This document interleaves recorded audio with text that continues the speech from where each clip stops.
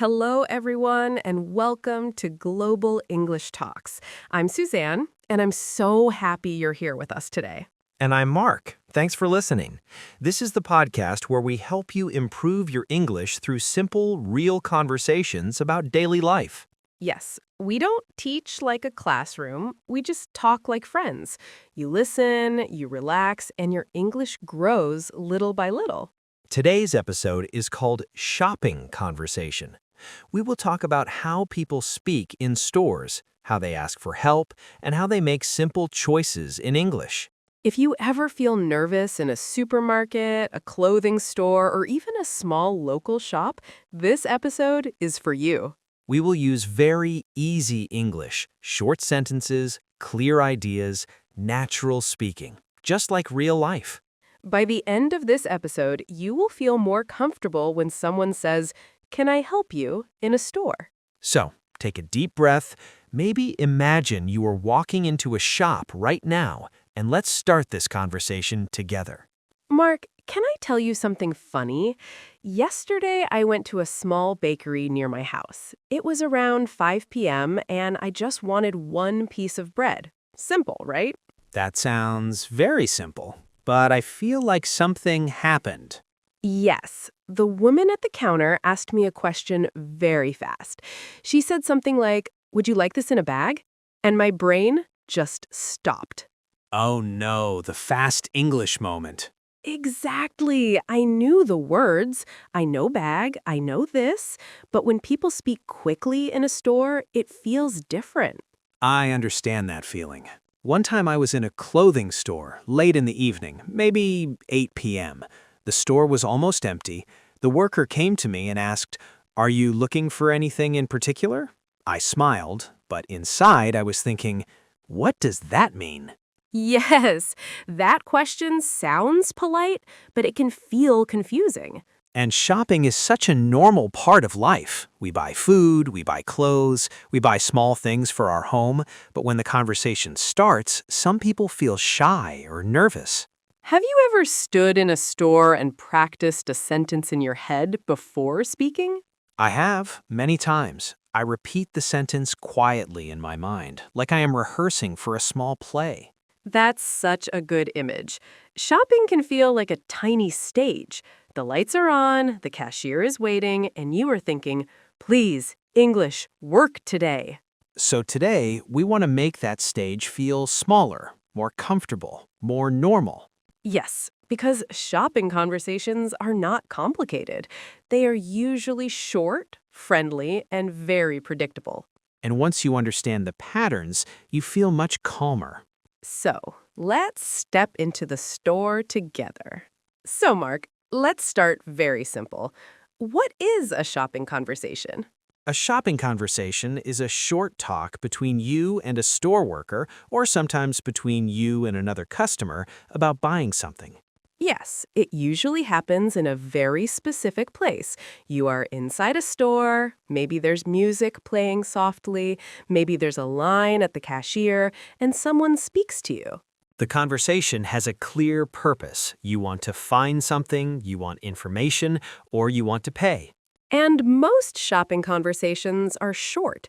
They're not deep talks about life. They are practical. They help you finish a small task. For example, you walk into a shoe store on a Saturday afternoon. A worker smiles and says, "Can I help you?" That is the start of a shopping conversation. Then you might say, "Yes, I'm looking for black sneakers." That is your part. The worker answers, "What size do you need?" And you reply, "Size 39, please." You see, it is like a small bridge. You start on one side without the shoes, you talk, you cross the bridge, and on the other side, you have the shoes. I like that image. A shopping conversation is a bridge between a need and a product. It is not about perfect grammar, it's about clear communication. And there are common pieces in this bridge: a greeting, a question, a short answer, maybe a price, then payment, then goodbye. When you understand these pieces, you feel less afraid because you know what's coming next. And that is very important for confidence. When your brain can predict the next sentence, you relax. So, a shopping conversation is simple, it's practical, and it follows patterns. And once you see those patterns, the store feels less scary and more friendly. I want to share a different image about shopping conversations. Imagine you are in a small kitchen and you're making a sandwich. A sandwich. Now I'm hungry. Me too. But listen, when you make a sandwich, you don't just throw everything on the table, you follow a simple order. First bread, then maybe cheese, then vegetables, then another slice of bread. Yes, there's a structure. If you forget the bread, it's just a mess on a plate. Exactly. A shopping conversation is like building a sandwich. There are simple layers. First layer, greeting. Hello, hi, good afternoon. Second layer, purpose.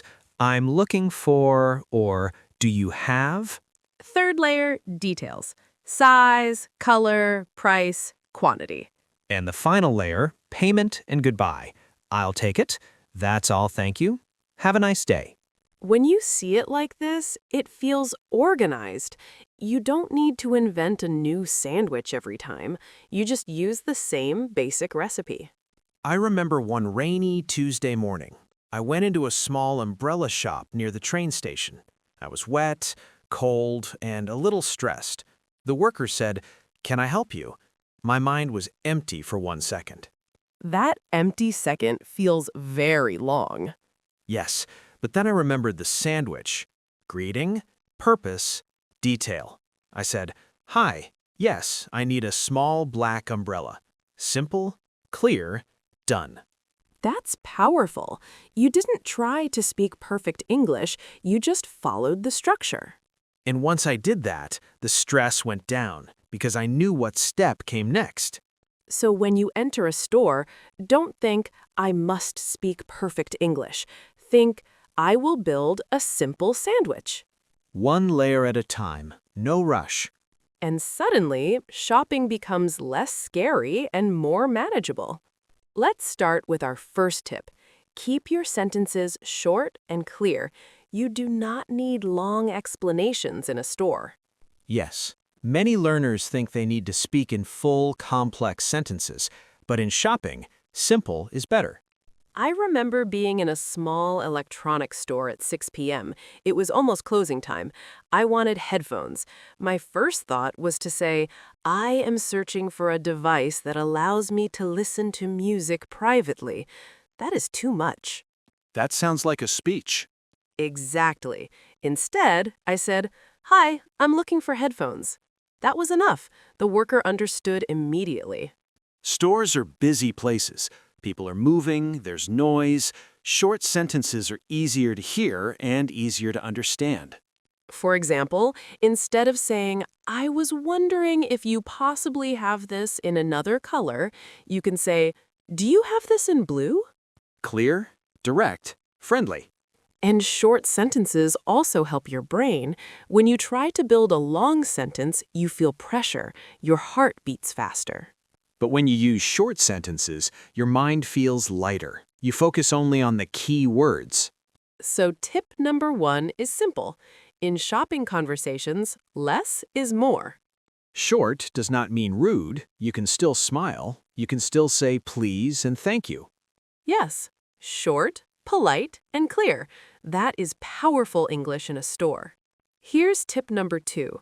Learn a few common store questions. When you recognize them, you feel calm. That is very true. Many store workers use the same sentences again and again. For example, can I help you? That is very common. It does not mean you look confused. It's just a polite way to start. Another one is, are you looking for something specific?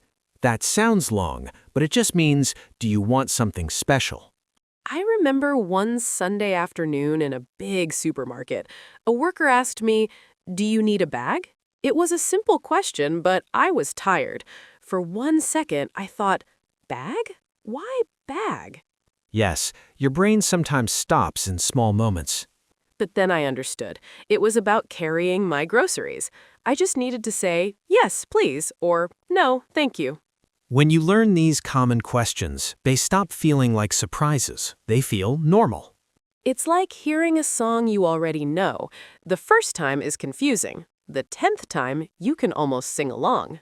So instead of trying to learn hundreds of sentences, focus on the most common ones. And when you hear them in a store, your mind will say, "Ah, I know this." And that small feeling of recognition gives you confidence. Here's tip number 3. It is okay to ask people to repeat. Yes, this is very important. Many learners feel embarrassed to say, sorry, or can you repeat that? But in real life, even native speakers ask for repetition. Stores can be noisy. There's music, there are other customers talking.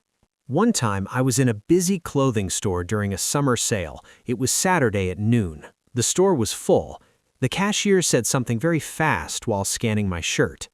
And you did not understand? Not at all. I felt a little heat in my face. I didn't want to look confused. But then I smiled and said, sorry, could you say that again? That is brave and simple. She repeated slowly, do you have a membership card? And I understood immediately. You see, one small sentence saved the situation. Asking for repetition is not a failure. It is communication. It shows you care about understanding. You can say, sorry, I didn't catch that. Or, could you repeat, please? These are polite and natural. And most store workers will speak slower when they see you are learning. So do not stay silent and guess. If you are not sure, ask again. That small moment of courage makes the whole conversation easier. And now, tip number 4. Use simple phrases to show decision. This helps you sound confident. Yes, many learners know how to ask questions, but they feel unsure when it's time to decide. I remember being in a small bookstore one evening around 7 p.m. The lights were warm, it was quiet. I found a novel I liked, but I stood there thinking too much. Thinking in English can feel heavy sometimes. Exactly. The worker came over and asked, "Will you take it?" I felt nervous for 1 second, but then I used a very simple phrase. "Yes, I'll take it." That sentence is powerful. It's short, but it shows clarity. Other easy phrases are, "That's all, thank you," or "I'll think about it if you are not ready." Or even, not today, thanks. That is polite and clear. When you use these decision phrases, the conversation moves forward smoothly. It's like closing the door gently. The interaction feels complete. And when you finish clearly, you feel proud. You did it. You handled the conversation. So remember, you do not need big words to sound confident. You just need clear, simple decision phrases. Small sentences, strong effect. Mark, can we talk about something important? Sometimes people feel very tired after simple conversations in English. Even a short shopping talk can feel exhausting. That is so true. After speaking in another language, your brain feels like it just finished a small workout. Yes, and some learners think, why am I so tired? It was only 2 minutes. But those 2 minutes are intense. Your brain is listening, translating, choosing words, checking grammar, and trying to stay calm. I remember once, after traveling abroad, I went to a supermarket at night. It was around 9 p.m. I asked for help finding milk. The conversation was simple, but when I left the store, I felt strangely tired. That makes sense. Your brain was working hard. Exactly. And that is why rest is not laziness. Rest is part of learning. I like to imagine the brain like a phone battery. When you use many apps at the same time, the battery goes down faster. Yes, and speaking English in real life is like opening many apps at once. So after a shopping conversation, it is okay to take a small mental break, sit down, breathe, maybe smile and say, I did it. Rest helps your brain organize what you just experienced. It is like when you put groceries in the fridge after shopping. You do not leave everything in the bag. That is a good image. You take each item and place it in the right spot. And your brain does the same with language. It stores the new phrases, the sounds, the confidence. So if you feel tired after speaking English in a store, that is not a problem. That is progress. Yes, effort plus rest equals growth. Be kind to your brain. It is working very hard for you. Let's take a small word tour now. Our first word is cashier. A cashier is the person who takes your money in a store. This is the person at the counter who scans your items and tells you the total price. For example, you can say, "The cashier asked if I needed a receipt." This word matters because you will often interact with this person at the end of your shopping. Great. Our next word is receipt. A receipt is a small piece of paper or sometimes a digital message that shows what you bought and how much you paid. For example, I kept the receipt in case I need to return the shoes.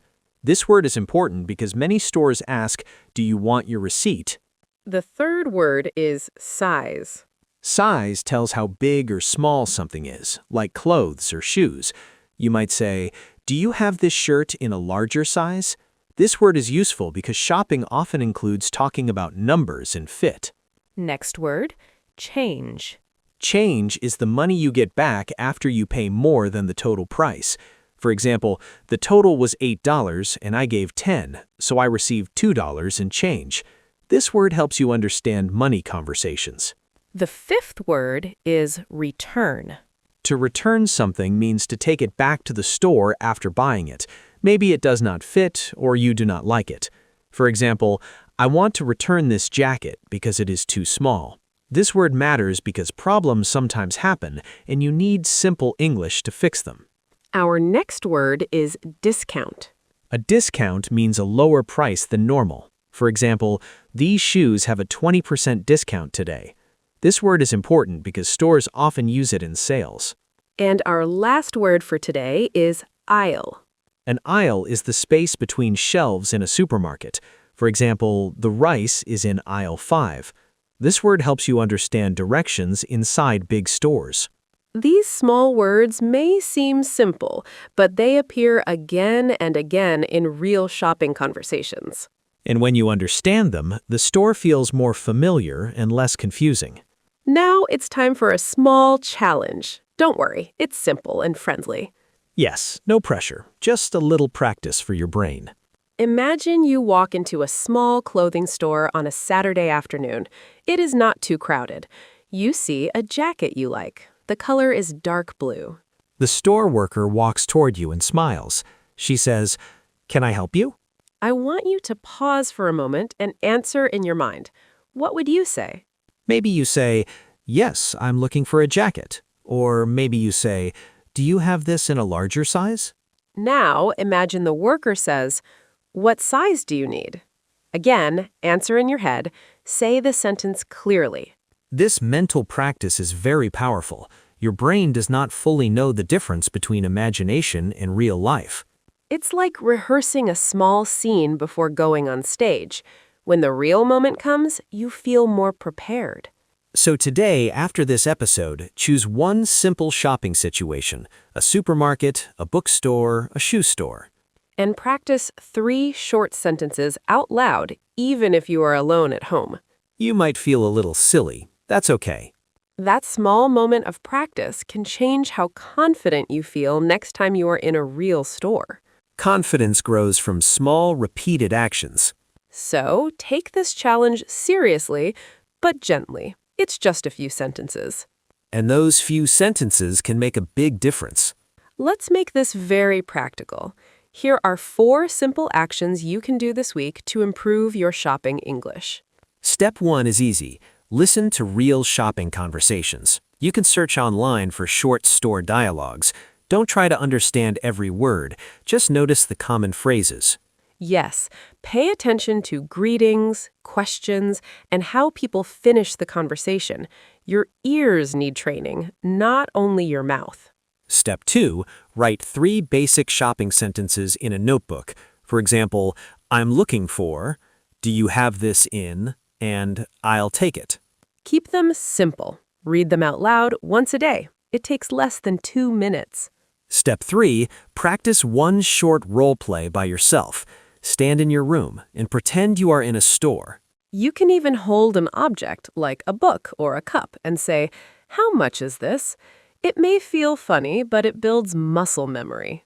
In step 4, the next time you are in a real store, try one small English sentence, even if you live in a country where English is not common. Maybe you say thank you clearly. Maybe you ask one short question in English. Small steps are powerful. You don't need a long conversation. Just one real sentence in a real place. That is progress. And each small action tells your brain, I can do this. So let's take a calm moment and remember what we talked about today. Yes, shopping conversations are short, practical talks between you and a store worker. They usually follow a simple structure: greeting, purpose, details, payment, goodbye. We used the sandwich image to explain this, one layer at a time, no need to rush. We also shared 4 tips. First, keep your sentences short and clear. Second, learn common store questions so they don't surprise you. Third, don't be afraid to ask someone to repeat. And fourth, use simple decision phrases like, I'll take it, or that's all, thank you. We also talked about rest. Feeling tired after speaking English is normal. Yes, your brain is working hard. Rest helps it grow. And we learned small but important words like cashier, receipt, and aisle. When you understand these patterns in words, shopping feels less stressful. It becomes just another normal moment in your day. And that is the goal. Not perfect English, comfortable English. Step by step, conversation by conversation. Thank you so much for spending this time with us today on Global English Talks. We hope this episode made shopping conversations feel simpler and more friendly for you. Remember, you don't need perfect sentences. You just need clear words and a calm mind. The next time someone in a store says, "Can I help you?" take a small breath and answer with confidence. Even if your voice shakes a little, that is okay. Courage is not about feeling calm. It is about speaking anyway. And every small, real-life conversation makes you stronger. If you enjoyed this episode, make sure to follow Global English Talks so you don't miss the next one. We're here to practice real English for real life, one simple conversation at a time. Keep listening, keep practicing, and be patient with yourself. Your English is growing, even when you don't notice it. See you next time. Bye, everyone. Keep going.